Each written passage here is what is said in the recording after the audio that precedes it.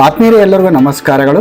ಸರ್ಕಾರಿ ಪ್ರೌಢಶಾಲೆ ಕಲ್ಲಂಗರ್ಗ ಮತ್ತು ಪ್ರಾಥಮಿಕ ಆರೋಗ್ಯ ಕೇಂದ್ರ ಕಲ್ಲಂಗರ್ಗ ಸಹಯೋಗದಲ್ಲಿ ಪ್ರೌಢಶಾಲೆಯಲ್ಲಿ ಒಂದು ವಿನೂತನವಾದ ಕಾರ್ಯಕ್ರಮ ಅನುಷ್ಠಾನಗೊಳ್ಳಲಾಯಿತು. ಹದಿಹರೆಯ ಶಿಕ್ಷಣ ಕುರಿತು ಮಕ್ಕಳಿಗೆ ಜಾಗೃತಿ ಮೂಡಿಸುವಂಥ ಕಾರ್ಯಕ್ರಮ ಇದಾಗಿತ್ತು. ಆತ್ಮೀಯರೇ, ಇದೇ ಒಂದು ಸಂದರ್ಭದಲ್ಲಿ ಆರೋಗ್ಯ ಇಲಾಖೆಯ ಮತ್ತೊಂದು ಮಹೋನ್ನತವಾದ ಕಾರ್ಯಕ್ರಮ ಸರ್ವಿಕಲ್ ಕ್ಯಾನ್ಸರ್ ಕುರಿತಾಗಿರುವಂಥ ಒಂದು ಲಸಿಕೆ ಕಾರ್ಯಕ್ರಮದ ಬಗ್ಗೆ ಮಕ್ಕಳಿಗೆ ಈ ಒಂದು ಅವೇರ್ನೆಸ್ ಮೂಡುವಂಥ ಕೆಲಸವನ್ನು ಕೂಡ ಈ ಕಾರ್ಯಕ್ರಮದಲ್ಲಿ ಮಾಡಲಾಯಿತು. ಸೊ ಈ ಒಂದು ಕಾರ್ಯಕ್ರಮದಲ್ಲಿ ಡಾಕ್ಟರ್ ಮೋಕ್ಷಪ್ ನಿಖಾರ, ಆಡಳಿತ ವೈದ್ಯಾಧಿಕಾರಿಗಳು ಮತ್ತು ಶ್ರೀ ಶಿವಲಿಂಗಪ್ಪ ಆರೋಗ್ಯ ನಿರೀಕ್ಷಣಾಧಿಕಾರಿಗಳು ಮತ್ತು ಸಂಪನ್ಮೂಲ ವ್ಯಕ್ತಿಯಾಗಿ ಶ್ರೀಮತಿ ಶಾರದಾಬಾಯಿ ಪ್ರಾಥಮಿಕ ಆರೋಗ್ಯ ಸುರಕ್ಷಣಾಧಿಕಾರಿಗಳು ಈ ಒಂದು ಕಾರ್ಯಕ್ರಮಕ್ಕೆ ಆಗಮಿಸಿದರು. ಸೊ ಕಾರ್ಯಕ್ರಮದ ಅಧ್ಯಕ್ಷತೆಯನ್ನು ಪ್ರಭಾರಿ ಮುಖ್ಯ ಗುರುಗಳಾಗಿರುವಂತಹ ಶ್ರೀಮತಿ ಜಾಧವ್ ಶೀತಲ್ ಮೇಡಮ್ ಅವರು ವಹಿಸಿಕೊಂಡಿದ್ದರು. ಈ ಕಾರ್ಯಕ್ರಮದ ನೋಡಲ್ ಶಿಕ್ಷಕರಾಗಿರುವಂತಹ ಶ್ರೀಮತಿ ಸಂಗೀತಾ ಮೇಡಮ್ ಅವರು ಈ ಕಾರ್ಯಕ್ರಮದ ರೂಪರೇಷೆಗಳನ್ನು ಮಕ್ಕಳಿಗೆ ವಿವರಿಸುತ್ತಾ ಹದಿಹರೆಯ ಶಿಕ್ಷಣದ ಮಹತ್ವವೇನು, ಯಾಕೆ ನಾವು ಈ ಹಂತದಲ್ಲಿ ಈ ಶಿಕ್ಷಣದ ಕುರಿತು ನಾವು ತಿಳ್ಕೋಬೇಕು, ಸಾಮಾಜಿಕವಾಗಿ, ಭಾವನಾತ್ಮಕವಾಗಿ, ದೈಹಿಕವಾಗಿ ಆಗುವಂಥ ಬದಲಾವಣೆಗಳು ಅತ್ಯಂತ ಸಹಜ. ಸೊ ಈ ಒಂದು ಬದಲಾವಣೆಗಳ ಕುರಿತು ವೈಜ್ಞಾನಿಕ ಹಿನ್ನೆಲೆಯಲ್ಲಿ ಅರ್ಥವನ್ನು ಮಾಡಿಕೊಳ್ಬೇಕಾದ ಅನಿವಾರ್ಯತೆ ಇದೆ ಅಂತ ಹೇಳಿದರು. ಸೊ ಇದೇ ಒಂದು ಸಂದರ್ಭದಲ್ಲಿ ಡಾಕ್ಟರ್ ಮೋಕ್ಷಪ್ ನಿಖಾರ ಅವರು ಈ ಒಂದು ಸರ್ವಿಕಲ್ ಕ್ಯಾನ್ಸರ್ಸ್ಗಳಿಗೆ ನಿಯಂತ್ರಣ ಮಾಡಲಿಕ್ಕೆ ಈ ಒಂದು ವ್ಯಾಕ್ಸಿನೇಷನ್ ಏನಿದೆ, ಸೊ ಅದನ್ನು ಯಾವ ವಯಸ್ಸಿನ ಮಕ್ಕಳಿಗೆ ಇದನ್ನು ಕೊಡಬಹುದು, ಸೊ ಸಂಪೂರ್ಣವಾಗಿರುವಂಥ ಮಾಹಿತಿಯನ್ನು ಕೊಟ್ಟರು. ಸೊ ಆತ್ಮೀಯ ವಿದ್ಯಾರ್ಥಿಗಳೇ, ಆತ್ಮೀಯ ಗ್ರಾಮಸ್ಥರೇ, ಆತ್ಮೀಯ ಶಿಕ್ಷಕರೇ, ನಾವೆಲ್ಲರೂ ಕೂಡ ಈ ಒಂದು ಅದ್ಭುತವಾದ ಕಾರ್ಯಕ್ರಮ ಈ ಶಾಲೆಯಲ್ಲಿ ಹೇಗೆ ಅನುಷ್ಠಾನಗೊಳ್ತು, ಸೊ ವೈದ್ಯಾಧಿಕಾರಿಗಳು ಏನೆಲ್ಲ ಮಾಹಿತಿ ಕೊಟ್ಟರು, ಸಂಪನ್ಮೂಲ ವ್ಯಕ್ತಿಗಳಾಗಿರುವಂತಹ ಶ್ರೀಮತಿ ಶಾರದಾಬಾಯಿ ಮೇಡಮ್ ಅವರು ಈ ಹದಿಹರೆಯ ಶಿಕ್ಷಣ ಕುರಿತು ಅದ್ಭುತಪೂರ್ವಕವಾಗಿರುವಂಥ ವಿಷಯಗಳನ್ನು PPT ಮುಖಾಂತರ ಮಂಡನೆಯನ್ನು ಮಾಡ್ತಾರೆ. ಸೊ ಆತ್ಮೀಯ ಸ್ನೇಹಿತರೆ, ಬನ್ನಿ ನೋಡ್ತಾ ಹೋಗೋಣ ಶಾಲೆಯಲ್ಲಿ ಅನುಷ್ಠಾನಗೊಂಡಿರುವಂಥ ಅದ್ಭುತವಾದ ಕಾರ್ಯಕ್ರಮವನ್ನು ನೀವು ನೋಡಿ ಜ್ಞಾನವನ್ನು ಪಡೆಯೋಣ. ಹದಿಹರೆಯ ಎಂದರೆ ಏನು? ಹದಿಹರೆಯ ಎನ್ನುವುದು ಕೇವಲ ವಯಸ್ಸಲ್ಲ, ಅದು ಬಾಲ್ಯದಿಂದ ಯೌವನಕ್ಕೆ ಕಾಲಿಡುವ ಒಂದು ಹಂತ. ಈ ಹಂತದಲ್ಲಿ ನಮ್ಮ ದೇಹ ಮತ್ತು ಮನಸ್ಸಿನಲ್ಲಿ ಅನೇಕ ಬದಲಾವಣೆಗಳಾಗುತ್ತವೆ. ಬದಲಾವಣೆಗಳು ಪ್ರಕೃತಿಯ ನಿಯಮ. ಇದನ್ನು ವೈಜ್ಞಾನಿಕವಾಗಿ ಅರ್ಥೈಸಿಕೊಳ್ಳುವುದೇ ಮುಖ್ಯ. ಈಗ ನೋಡ್ರಿ, 11 ವರ್ಷದಿಂದ 19 ವರ್ಷದೊಳಗೆ, ಈಗ 12 ವರ್ಷದಿಂದ 14 ವರ್ಷ ತನಕ ಮೆಚರ್ಡ್ ಆಗ್ತಾರೆ. ಮೆಚರ್ಡ್ ಅಂತಂದ್ರೆ ಹಿಂಗೆ ಗೊತ್ತಾಗ್ತದಲ್ರಿ ನಿಮ್ಗೆ, ಎಲ್ಲರಿಗೂ ಗೊತ್ತದ. ಅದು ಪೀರಿಯಡ್ ಯಾವಾಗ ಇರ್ತದಂದ್ರೆ 12 ವರ್ಷದಿಂದ 7 ತಾಸರ ಅದು ಓಕೆ ನಡೀತದೆ. ಬಟ್ ಸರಿಯಾಗಿ ಕ್ವಾಲಿಟಿ ಇದ್ದಿದ್ದೆ ತೊಗೊಂಡು ಯೂಸ್ ಮಾಡಬೇಕು. ಬಟ್ಟೆ ಇದ್ದಿತ್ತಂದು ಸರಿಯಾಗಿ ವಾಶ್ ಮಾಡಿ ಹಾಕೋಬೇಕು. ಯಾಕಂದ್ರೆ ನಿಮಗೂ ಅದ್ರ ನಿಂತು ಪ್ರಾಬ್ಲಮ್ ಆಗಿರ್ತದೆ, ಹೌದಿಲ್ಲ ರೀ? ಹಾಗಾಗಿ ಸ್ವಚ್ಛತೆ ಬಗ್ಗೆ ಕಾಪಾಡಬೇಕು. ಈಗ ನೋಡ್ರಿ, ಇಷ್ಟೆಲ್ಲ ಹೆಣ್ಣು ಮಕ್ಕಳದಾಗ ನಾವು ಅಪೌಷ್ಟಿಕ ಮಕ್ಕಳು ನಾವು ಹೆಂಗೆ ಕಂಡುಹಿಡಿತೀವಿ ಅಂದ್ರೆ ಊಟ ಸರಿಯಾಗಿ ಮಾಡಿರಲ್ಲ ನೀವು. ಊಟ ಸರಿಯಾಗಿ ಮಾಡೋಂಗಿಲ್ಲ, ವೀಕ್ನೆಸ್ ಆಗಿರ್ತದೆ, ರಕ್ತ ಕಡಿಮೆ, ಮೆಚ್ಚುಗೆ ಕಡಿಮೆ ಆಗಿರ್ತದೆ ಹೆಣ್ಮಕ್ಳೆಲ್ಲ. ಅದ್ರಾಗ ತಿಂಗಳ ಪೀರಿಯಡ್ ಆಗಿ ಅದ್ರಾಗ ಒಂದು 5 ದಿನ ಅಲ್ಲಿ. ಈಗ ಸಣ್ಣ ಮಕ್ಕಳು ಹುಡುಗಿಯರ್ದಲ್ಲಿ ನೋಡ್ರಿ 7 ದಿನ ತನಕ ಪೀರಿಯಡ್ ಆಗ್ತಾನೆ ಇರ್ತದೆ. ಹಾಗೆ ಜಾಸ್ತಿ ಹೋಗ್ತದೆ HB ಇದು ಬ್ಲಡ್ ಜಾಸ್ತಿ ಹೋಗೋ ನಿಂತ ಏನತ್ತ ನಿಮಗೆ ವೀಕ್ನೆಸ್ ಆಗ್ತದೆ. ನಾವು ನಿಮಗೆ ವಾರದಾಗ ಒಂದು ಗೋಲಿ ಅಂತೇಳಿ ನಾವು FS ಗೋಲಿ ತಂದು ನಿಮ್ಮ ಸ್ಕೂಲ್ನಾಗ ಕೊಟ್ಟಿರ್ತಿದ್ದೀವಿ. ನೀವು ಪ್ರತಿ ವಾರ ಒಂದು ಗೋಲಿಯಾರ ತೊಗೋಬೇಕು ನೀವು. ಅಂದ್ರೆ ಅದು HB ಹೆಚ್ಚಿಗೆ ಮಾಡ್ತದೆ ನಿಮಗೆ. ಯಾಕಂದ್ರೆ ತಿಂಗಳ ಹಿಂಗೆ ಹೋಗಿರ್ತದಲ್ಲ ನಿಮ್ಗೆ, ಅದು ಗೋಲಿನಿಂದ ನಿಮ್ಗೆ ಕರೆಕ್ಟ್ ಆಗಿರ್ತದೆ. ಮಧ್ಯಾಹ್ನ ಬಿಸಿ ಊಟ ಆದಮೇಲೆ ಒಂದು ಗೋಲಿ ತೊಗೋಬೋದು. ದೈಹಿಕ, ಮಾನಸಿಕ ಮತ್ತು ಶೈಕ್ಷಣಿಕ ಒತ್ತಡ ಮತ್ತು ಲೈಂಗಿಕ ಆರೋಗ್ಯಕ್ಕೆ ಸಂಭವಿಸ್ತದೆ ಅಂತ. ಅಂದ್ರೆ 10ರಿಂದ 19 ವರ್ಷದೊಳಗೆ ಮೈಂಡ್ ಅವ್ರದ್ದು ಹೆಂಗಿರ್ತದೆ ಅಂದ್ರೆ ಆ ಏಜ್ನಾಗ ಮೈಂಡೇ ಬೇರೆ ಆಗಿರ್ತದೆ ರೀ. ಅದರಲ್ಲಿ ಎಲ್ಲರೂ ಪೀರಿಯಡ್ ಆಗಿದ್ದಾಗ ಕೆಲವೊಬ್ಬರಿಗೆ ಸ್ವಲ್ಪ ಆಗ್ತದೆ, ಕೆಲವೊಬ್ರಿಗೆ ಜಾಸ್ತಿ ಆಗ್ತದೆ. ಮೈಗಿನ ಜಾಸ್ತಿ ನಡೆದದ್ರಿ ಅಂತ ಹೇಳ್ತಾರೆ ಕೆಲವೊಬ್ಬರು. ಜಾಸ್ತಿ ಬ್ಲೀಡಿಂಗ್ ಹೆಚ್ಚಿಗೆ ಹೋದಂಗೆಲ್ಲ ನಿಮಗೆ ವೀಕ್ನೆಸ್ ಜಾಸ್ತಿ ಆಗ್ತದೆ, ಅಪೌಷ್ಟಿಕಲಿಂದ ಬಳತ್ರಿ. ಅದಕ್ಕಾಗಿ ನೀವು ಏನು ಮಾಡಬೇಕು, ಅಪೌಷ್ಟಿಕ ಆಹಾರ ಸೇವನೆ ಮಾಡಬೇಕು. ಅಪೌಷ್ಟಿಕ ಆಹಾರ ಸೇವನೆ ಮಾಡೋದಂದ್ರೆ ಏನು ರೀ ಅಂದ್ರೆ, ನಿಮ್ಮಲ್ಲೇ ಹಳ್ಳಿ ಒಳಗೆ ಸಿಗೋದು, ನಾವೇನು ಹೊರಗಿಂದ ಏನು ತೊಗೊಂಡು ಬಾನಲ್ಲ. ನಿಮ್ಮೂರಾಗೆ ಹಳ್ಳಿಗೆ ಏನು ಸಿಗ್ತದೆ, ಕಾಯಿಪಲ್ಯ ಸಿಗ್ತದಲ್ಲ ರೀ. ಸೋಮವಾರಕ್ಕೊಮ್ಮೆ ಸಂತೆ ಆಗ್ತದೆ ನಿಮ್ಮೂರಾಗ, ಇಲ್ಲ ಹೊಲ್ದಾಗ ಸಿಗ್ತದೆ ಕಾಯಿಪಲ್ಯ ಎಲ್ಲ. ಇದು ಮೆಂತಿ ಪಲ್ಯ, ಸಬ್ಸಿ ಪಲ್ಯ, ಗಜ್ರಿ, ಸೌಂತಿಕಾಯಿ, ಟಮಾಟ ಇವೆಲ್ಲ ತಿನ್ನೋದ್ರಿಂದ ನಿಮ್ಗೆ ತಾಕತ್ ಹೆಚ್ಚಿಗತ್ತದ, HB ಹೆಚ್ಚಿಗಿರ್ತದೆ. ನೀವು ಅದರಿಂದ ವೀಕ್ನೆಸ್ ಆಗಂಗಿಲ್ಲ, ಆ್ಯಕ್ಟಿವ್ ಆಗಿರ್ತೀರಿ. ಅದರಿಂದ ಅವೆಲ್ಲ ಅಪೌಷ್ಟಿಕನಿಂದ ಆಹಾರ ಸೇವನೆ ಮಾಡೋದ್ರಿಂದ ಅದರಿಂದ ಉಪಯೋಗ ಅದ. ಆಯಿತು, ಯಾರ ಬಲ್ಲಿ HB ಕಡಿಮೆ ಇದ್ದವ್ರು ಭೀ ಏನು ಮಾಡಬೇಕು, ಸ್ವಲ್ಪ ಒಂದು ಚಟಕ್ ಶೇಂಗಾ, ಬೆಲ್ಲ, ಹಸಿ ಶೇಂಗಾನೇ ತಿನ್ನಬೇಕು. ನಾವು ಎಲ್ಲರ ಬೆಚ್ಚು ಮಾಡ್ಕೊಂಡು ತಿಂತೀವಿ, ಟೇಸ್ಟ್ ಆದ ಅಂತ ಸಲುವಾಗಲ್ಲ. ನಮ್ಮ HB ಹೆಚ್ಚಿಗೆ ಆಗೋ ಸಲುವಾಗಿ ನಾವು ಶೇಂಗಾ ಬೆಲ್ಲ ತಿನ್ಬೇಕು ರೀ. ಟೇಸ್ಟಿನ ಸಲುವಾಗಿ, ಬಾಯಿ ರುಚಿ ಸಲುವಾಗಿ ಏನೂ ತಿನ್ಬಾರ್ದು. ಜಿಂಕ್ ಫುಡ್ ಎಲ್ಲ ತಿಂತಾರೆ. ಆ ಜಿಂಕ್ ಫುಡ್ನಾಗ ಏನಿರ್ತದೆ ರೀ, ಜಿಂಕ್ ಫುಡ್ನಾಗ ಏನೂ ಇರಲ್ಲ. ಎಲ್ಲ ಏನು ಮಾಡ್ತಾರೆ, ಎಲ್ಲ ಸೋಸಿ ನೀರ ತೊಳೆದು ಎಲ್ಲ ವೇಸ್ಟ್ ಇದ್ದಿದ್ದು ಮಾಡಿ ಫುಡ್ ರೆಡಿ ಮಾಡಿಕೊಡ್ತಾರೆ ನಿಮಗೆ.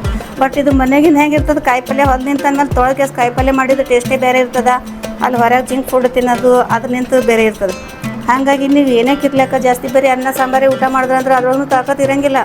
ನಿಮ್ಮಲ್ಲಿ ಹೆಚ್ಚಿಗೆ ಆಗಬೇಕಾದ್ರೆ ಏನು ಮಾಡಬೇಕು, ಮನೆಗೆ ಇವೇ ಎಲ್ಲ ಕಾಯಿಪಲ್ಲೆ ಊಟ ಮಾಡ್ಬೇಕು ರೀ.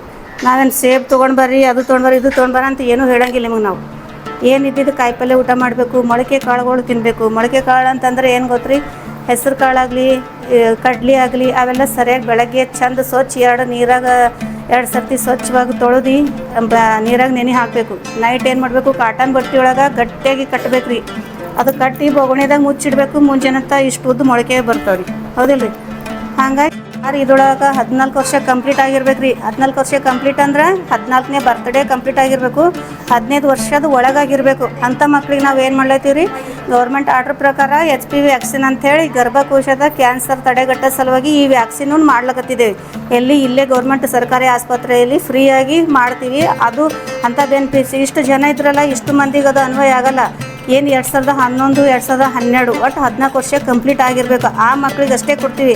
ಆ ಮಕ್ಕಳು ಇದ್ರೊಳಗೆ ಎಷ್ಟು ಜನ ಅಂತ ನನಗೆ ಬೆನಿಫಿಷರಿ ಎಲ್ಲ ಟಿವಿದಲ್ಲಿ ಎಲ್ಲ ಇದರಲ್ಲಿ ಅಡ್ವರ್ಟೈಸ್ ಹೊಂಟಾರ. ಸರ್ವೈಕಲ್ ಕ್ಯಾನ್ಸರ್ ಆಗ್ಲಕತ್ತದ. ಇಂಡಿಯಾದಲ್ಲಿ 10 ಹೆಣ್ಮಗಳು ತಗೊಂಡ್ರೆ 4 to 5% ಡೆತ್ ಕಾರಣ ಹೆಣ್ಮಗಳದು ಸರ್ವೈಕಲ್ ಕ್ಯಾನ್ಸರ್. ಈಗ ಹೊಸದಾಗಿ ಹಿಂಗೆ ಹೊಂಟಾರ. ಈಗ ಸರ್ವಿಕ್ಸ್ ಎಲ್ಲದ, ಈ ಪಾರ್ಟ್ದಲ್ಲಿ ನಮ್ದು ಸರ್ವಿಕ್ಸ್ ಎಲ್ಲದ ಅಂದರೆ ಈ ಪಾರ್ಟ್ ನೋಡ್ಕೊರಿ. ಈ ಪಾರ್ಟ್ ಕಾಣಿಸ್ಲಕತ್ತದ, ಈ ಪಾರ್ಟ್ ಸರ್ವಿಕ್ಸ್ ಅದ, ಗೊತ್ತಾಗ್ಲಕತ್ತದ. ಈ ಪಾರ್ಟ್ ಸರ್ವಿಕ್ಸ್ದಲ್ಲಿ ಇದು ಪಾರ್ಟ್ ಹೊರಗಡೆ, ನಮ್ದು ಹೊರಗಡೆ ಒಂದದ, ಒಳಗಡೆ ಒಂದದ. ಇಷ್ಟು ಪಾರ್ಟ್ ಹೊರಗಡೆ ಇರ್ತದ ಬಾಡಿದು, ಇಷ್ಟು ಪಾರ್ಟ್ ಒಳಗಡೆ ಇರ್ತದ. ಸರ್ವಿಕ್ಸ್ದಲ್ಲಿ ಕಂಟಿನ್ಯೂಸ್ಲಿ ಒಂದು ವೈರಸ್ ನಮ್ಮ ಬಾಡಿಗೆ ಎಫೆಕ್ಟ್ ಮಾಡ್ತಾರೆ. ಯಾವ ವೈರಸ್? Human papilloma virus. ಈ ವೈರಸ್ಸಿಂದ ನಿಮ್ಗೆ ಏನು ಲಕ್ಷಣ ಬರ್ತದ? ಜಾಸ್ತಿ ಜನರು ತೋರಿಸ್ಲಕತ್ತದ ಅಂದರೆ ಹೇಳ್ತಾರೆ, ಸ್ವಲ್ಪ ಜ್ವರ ಬಂದ್ರ ಅಂದರೆ ಹೇಳ್ತಾರೆ, ಯೂರಿನ್ ಬರ್ನ್ ಆಗ್ಲಕತ್ತದ, ಏಕಿ ಉರಿಲಕತ್ತದ ಮೇಡಮ್. ಹಿಂಗೆ ಈ ಕಾರಣದಿಂದ ಇರ್ತದ. ನಿಮ್ದು ಲೈಫ್ ಲಾಂಗ್ದಲ್ಲಿ ನಮ್ಮ 4-5 ಸತಿ ಈ ಕಂಟಿನ್ಯೂ ವೈರಸ್ ಎಲ್ಲರೂ ಹೆಣ್ಮಗಳಿಗೆ ಎಫೆಕ್ಟ್ ಮಾಡೇ ಮಾಡ್ತಾರೆ. ಯಾರಿಗೆ ಹಿಂಗೆ ಮಾಡಿಲ್ಲ ಅಂದರೆ ಹಿಂಗಿಲ್ಲ. ಒಂದು ಸತಿ ಸ್ವಾಬ್ ತೊಗೊಂಡು ಚೆಕ್ ಮಾಡಿದಂದರೆ HPV ವೈರಸ್ ಆ ಹುಡುಗಿಗೆ ಎಫೆಕ್ಟ್ ಮಾಡೇ ಇರ್ತದ. 35 specially at the age of 35 ವರ್ಷ ತನಕ ಆ ಹೆಣ್ಮಗಳಿಗೆ almost 10 to 15 times HPV virus effect ಮಾಡ್ತಾರೆ. ಈ HPV ವೈರಸ್ ಎಫೆಕ್ಟ್ ಮಾಡ್ತಾರೆ. ನಮ್ಗೆ ಏನು ಲಕ್ಷಣನೇ ಬಂದಿಲ್ಲ, ನಮ್ಗೆ ಏನು ಜ್ವರನೇ ಬಂದಿಲ್ಲ, ಏನೂ ಬಂದಿಲ್ಲ. ಈಗ ಹೆಂಗೆ ಅಚಾನಕ್ ನಮ್ದು ಲಾಸ್ಟ್ ಸ್ಟೇಜ್ದಲ್ಲಿ ಈ ಕ್ಯಾನ್ಸರ್ ಅಂದರೆ ಹೆಂಗೆ ಗೊತ್ತಾಗ್ತದ? ಈ ಲಾಸ್ಟ್ ಸ್ಟೇಜ್ದಲ್ಲಿ ನಿಮ್ಗೆ ಗೊತ್ತಾಗ್ತದ. ಈಗ ಏನು ಗೊತ್ತಾಗಲ್ಲ. ಈ ಹ್ಯೂಮನ್ ಪ್ಯಾಪಿಲೋಮಾ ವೈರಸ್ ನಿಮಗೆ ಎಫೆಕ್ಟ್ ಮಾಡಿ ನಿಮಗೆ ಡೈರೆಕ್ಟ್ ಏನು ಮಾಡಲ್ಲ. ಈಗ ಲಾಸ್ಟ್ 35 ವರ್ಷ ಆದಮೇಲೆ 40-45 ವರ್ಷದಲ್ಲಿ ಮೈ ಮೇಲೆ ಹೊಂಟಾರ ಇದೇನೇ ಹೇಳ್ತಾರೆ. ಈ ಟೈಮ್ದಲ್ಲಿ ಏನಾಯಿತು, ಬಾಡಿಗೆ ಏನು ಚೇಂಜಸ್ ಆಯಿತು, ಆ ಟೈಮ್ದಲ್ಲಿ ಯಾಕೆ ಇದು ಗೊತ್ತಾಗಿಲ್ಲ ಅಂದರೆ ಇದು ಎಲ್ಲ ಸ್ಟಡಿ ಮಾಡಿ ರಿಸರ್ಚ್ ಮಾಡಿ ಈ ವ್ಯಾಕ್ಸಿನೇಷನ್ ರೆಡಿ ಮಾಡ್ಕೊಂಡ. ಹೊರಗ ದೇಶದಲ್ಲಿ ಈ ವ್ಯಾಕ್ಸಿನೇಷನ್ ಎಲ್ಲ ಸ್ಕೂಲ್ ಮಕ್ಕಳಿಗೆ ಕಂಪಲ್ಸರಿ ಆಗಿಬಿಟ್ರ. ಹೆಂಗೆ ನಮ್ಮ ಅಂಗನವಾಡಿ ಕೇಂದ್ರದಲ್ಲಿ ವ್ಯಾಕ್ಸಿನೇಷನ್ ಕೊಡ್ಲಕತ್ತದಲ್ಲ, ಇದೇ ವ್ಯಾಕ್ಸಿನ್ ಈಗೆಲ್ಲ ಹೊರಗ ದೇಶದಲ್ಲಿ ಹೊಂಟಾರ. ಈಗ ಇದು ಫಸ್ಟ್ ಮಾತು ಏನದ ಅಂದರೆ ಈ ವ್ಯಾಕ್ಸಿನ್ ಕಾಸ್ಟ್ಲಿ ಭಾಳ ಅದ. ಈ ವ್ಯಾಕ್ಸಿನ್ ನೀವು ಹೊರಗಡೆ ಈಗ ಎಲ್ಲ ಎಜುಕೇಟೆಡ್ ಮಂದಿ ಯಾರು ಇರ್ತದ ಅವರಿಗೆ ಆಲ್ರೆಡಿ ಗೊತ್ತದ. ನಮ್ಮ ಹುಡುಗಿಗೆ ಈ ವಯಸ್ಸಲ್ಲಿ ನಾವು ಆ್ಯಕ್ಚುಲಿ ಅಂದರೆ 9 ವರ್ಷ ಹುಡುಗಿಗೆ ಸ್ಟಾರ್ಟ್ ಅದ ಈ ವ್ಯಾಕ್ಸಿನ್ ಕೊಡೋಕ್ಕೆ. ಆ ಟೈಮ್ದಲ್ಲಿ 2 ಡೋಸ್ ಅದ. ಅದು ಈ 2 ಡೋಸ್ ಕೊಡೋಕ್ಕೆ ನಾನು ಅದು ಅಷ್ಟು ಸಾಧ್ಯತೆ ಇಲ್ಲ ಅಂದರೆ 1 ಡೋಸಿಂದ ವ್ಯಾಕ್ಸಿನಿಗೆ ಈ ಗೌರ್ಮೆಂಟ್ ಆಫ್ ಇಂಡಿಯಾ ಅವ್ರ ಕಡೆಯಿಂದ ಸ್ಟಾರ್ಟ್ ಮಾಡ್ಯಾರ. ಈಗ ನಾವು ನಮ್ಮದು ಹುಡುಗಿಗೆ ಅವ್ರದ್ದು ಸರ್ವೈಕಲ್ ಕ್ಯಾನ್ಸರ್ ಆಗಬಾರ್ದು ಅಂದರೆ ಈ ವ್ಯಾಕ್ಸಿನೇಷನ್ ಸ್ಟಾರ್ಟ್ ಮಾಡ್ಯಾರ. ಈ ಸಿಂಗಲ್ ಡೋಸ್ ವ್ಯಾಕ್ಸಿನಿಗೆ 1 ವ್ಯಾಕ್ಸಿನಿಗೆ 5,000 ರೂಪಾಯಿ ಹೋಗ್ತದೆ 1 ಟೈಮ್ ತೊಗೊಳಕ್ಕೆ. ಇಷ್ಟು ಯಾರೂ ಖರ್ಚು ಮಾಡಲ್ಲ. ಇದು ಎಲ್ಲ ನಮ್ಮ ಬಡವರು ಇರ್ತಾರೆ, ಎಲ್ಲ ಹೋಗಿ ಹಂಗೆ ಮಾಡೋಕ್ಕೆ ಆಗಲ್ಲ. ನಾನೇ ಸರ್ಕಾರ ಕಡೆಯಿಂದ ಇದು ಕೊಡೋಕ್ಕಂದ್ರೆ ಹಿಂಗೆ ಸರ್ಕಾರದ ಉದ್ದೇಶದಿಂದ ಸ್ಟಾರ್ಟ್ ಮಾಡ್ಯಾರ. ಈಗ ನಾವು ಏನು ಮಾಡಬೇಕು ಇದರಲ್ಲಿ, ಈ ವ್ಯಾಕ್ಸಿನೇಷನ್ ಹೊಸದಾಗಿ ನಿಮಗೆ ಹಿಂಗೆ ಇದೇ ವ್ಯಾಕ್ಸಿನೇಷನ್ ಥರ ನಿಮ್ಗೆ ಗೊತ್ತದ. ಕೋವಿಡ್ ವ್ಯಾಕ್ಸಿನೇಷನ್ 1 ಟೈಮ್ ಬಂತು. ಇದು ಹೊಸ ವ್ಯಾಕ್ಸಿನ್. ಇದು ನಿಮ್ಮದು ಬಾಡಿಗೆ ಯಾವಾಗ ಭೀ ಹಿಂಗೆ ಇಂಟ್ರೊಡ್ಯೂಸ್ ಆಗಿಲ್ಲ. ಈಗ ಹೊಸ ವ್ಯಾಕ್ಸಿನ್ಸ್ ಎಲ್ಲಗಿ ನಾವು ಏನು ಹೇಳ್ತೀರಿ, ನಾವು ಯಾರಿಗೆ ಭೀ ಜೋರು ಜಬರ್ದಸ್ತಿ ಮಾಡಲ್ಲ. ಇದು ತಾಯಿ ತಂದೆದು ಡಿಸಿಷನ್ ಅದ.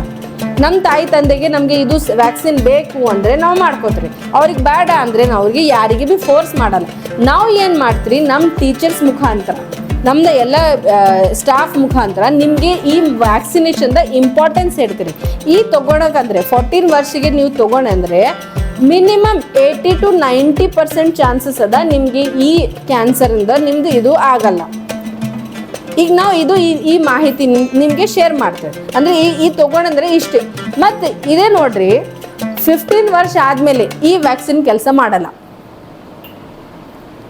ಒಂದು ಸತಿ ನಿಮ್ದು ಇದು ಒಂದು ಮದುವೆ ಆದಮೇಲೆ ಈ ವ್ಯಾಕ್ಸಿನ್ ಕೆಲಸ ಮಾಡಿಲ್ಲ. 35 ಇಯರ್ಸ್ ಆದಮೇಲೆ ಎಲ್ಲ ಆಕ್ಟಿವಿಟೀಸ್ ಎಲ್ಲ ಬಾಡಿದ ಆಕ್ಟಿವಿಟೀಸ್ ಚೇಂಜ್ ಆಗ್ತದೆ, ವ್ಯಾಕ್ಸಿನ್ ಕೆಲಸ ಮಾಡಲ್ಲ.